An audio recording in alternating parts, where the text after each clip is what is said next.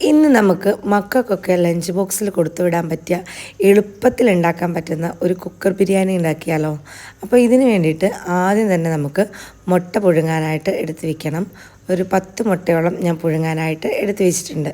ഇനി നമുക്ക് ഒരു പാത്രത്തിലേക്ക് 2.5 ഗ്ലാസ് അരിയെടുത്ത് നന്നായിട്ട് കഴുകി അതിന് ശേഷം നമുക്ക് ഇത് ഒരു 20 മിനിറ്റ് സോക്ക് ചെയ്യാനായിട്ട് മാറ്റി വയ്ക്കാം.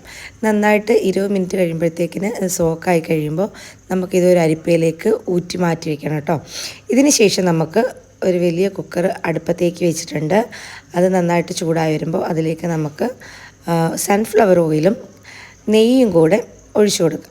ഇനി ഇത് നന്നായിട്ടൊന്ന് ചൂടായി വരുമ്പോൾ ഇതിലേക്ക് നമുക്ക് ബേ ലീഫ്, പട്ട, ഗ്രാമ്പു, ഏലക്ക, പെരുംജീരകം ഇതൊക്കെ കൂടെ ഇട്ട് കൊടുത്ത് ഒന്ന് ചൂടായി കഴിയുമ്പോൾ ഇതിലേക്ക് ചെറുതായിട്ട് അരിഞ്ഞു വെച്ചിരിക്കുന്ന ഇഞ്ചിയും വെളുത്തുള്ളിയും പിന്നെ സവാളയും കൂടെ 2 വലിയ സവാളയാണ് എടുത്തിരിക്കുന്നത്. ഇതും കൂടെ ചേർത്ത് കൊടുത്ത് നമുക്ക് നന്നായിട്ടൊന്ന് വഴറ്റിയെടുക്കാം.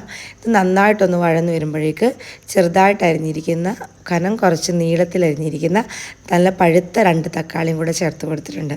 ഈ തക്കാളിയും കൂടെ നന്നായിട്ടൊന്ന് വാടി വരുമ്പോൾ നമുക്കതിലേക്ക് മസാലകൾ ചേർത്ത് കൊടുക്കാം.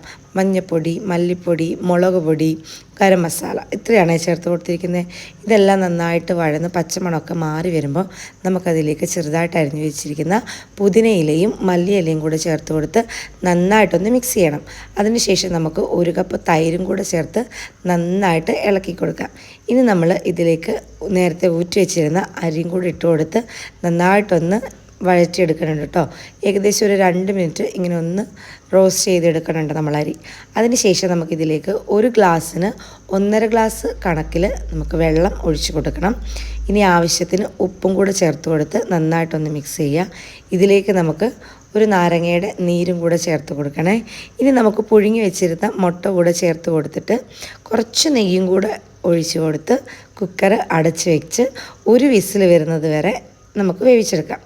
ഇനി നമ്മളുടെ വിസിൽ നന്നായിട്ട് പ്രഷറൊക്കെ പോയതിന് ശേഷം ഓപ്പൺ ചെയ്ത് നോക്കാം. ഇനി വേറൊരു പാൻ എടുത്ത് അതിലേക്ക് കുറച്ച് നെയ്യ് ഒഴിച്ചിട്ട് കുറച്ച് നമുക്ക് അണ്ടിപ്പരിപ്പും മുന്തിരി, എൻ്റെ അണ്ടിപ്പരിപ്പ് ഉണ്ടായില്ല കേട്ടോ, മുന്തിരിയും പിന്നെ കുറച്ച് സവോളയും കൂടെ പൊരിച്ചെടുത്തത് ചേർത്ത് കൊടുത്ത് ഇതാ ഒന്ന് ഗാർണിഷ് ചെയ്തിട്ട് നമുക്ക് സെർവ് ചെയ്യാം. ഇത്രയേ ഉള്ളൂ കേട്ടോ. ഈസിയാണ്, നല്ല ടേസ്റ്റിയാണ്. മക്കൾക്കൊക്കെ എന്തായാലും തീർച്ചയായിട്ടും ഇഷ്ടപ്പെടും. അപ്പോൾ ഇങ്ങനെ ട്രൈ ചെയ്യാത്തവരുണ്ടെങ്കിൽ വേഗം തന്നെ പോയി ട്രൈ ചെയ്തിട്ട് മക്കളുടെ ലഞ്ച് ബോക്സിൽ കൊടുത്തു വിട്ടോളൂ.